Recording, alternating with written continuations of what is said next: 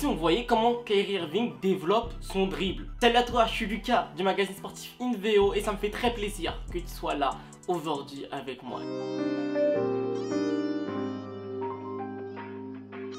Il y a des nouvelles images qu'on va pouvoir décortiquer sur le dribble de Kyrie Irving. Ce qui est intéressant avec lui, c'est que à l'entraînement, il dribble en fonction de pattern, alors que pendant les matchs, il va dribbler en fonction de la position du défenseur. Je crois que c'est Iman Shumpert qui disait ça, que c'était l'un des rares défenseurs qui s'habituait très facilement à la présence défensive. C'est ce qui faisait tout simplement l'un des meilleurs joueurs en 1 contre 1. Alors comme je te l'ai dit, à l'entraînement, il dribble en fonction de pattern. Comme si dans sa hiérarchie de dribble, il y avait une pyramide. Le level 1, c'est un type de dribble, on va dire les dribbles classiques. Le level 2, ça va être les dribbles un peu plus techniques. Enfin, le level 3, ça va être les dribbles en cas d'urgence, en cas de surpression défensive. Pour avoir la même qualité de dribble que Kyrie Irving, ça se travaille avec les 3 points très importants.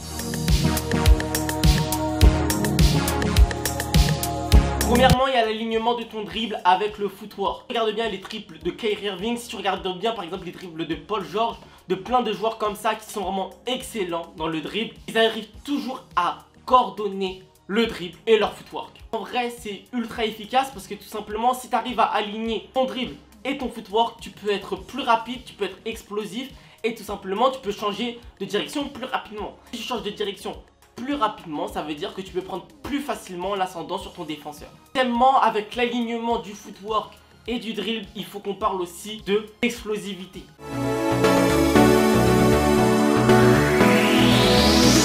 Quand je te parle d'explosivité, c'est pas que de l'explosivité vers l'avant ou vers l'arrière. On parle aussi d'explosivité sur les côtés. Beaucoup de personnes travaillent leur explosivité sur l'avant et sur l'arrière, en travaillant les premiers pas ou en travaillant les step back ou en travaillant les feintes de step back.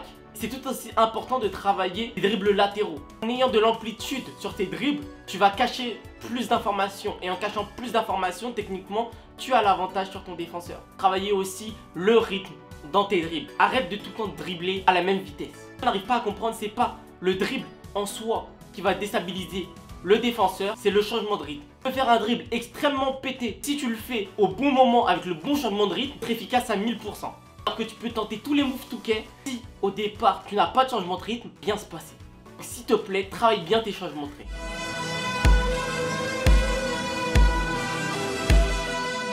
Et enfin, ce qui est très important pour Kyrie Irving, c'est la flexibilité. Beaucoup de personnes et de joueurs qui savent très bien dribbler, mais qui sont droits comme des poteaux. Les gars, on va être très simple. Être un très bon dribbleur, ça requiert une très bonne flexibilité. Au niveau des chevilles, parce que les chevilles, elles encaissent beaucoup sur les changements de direction.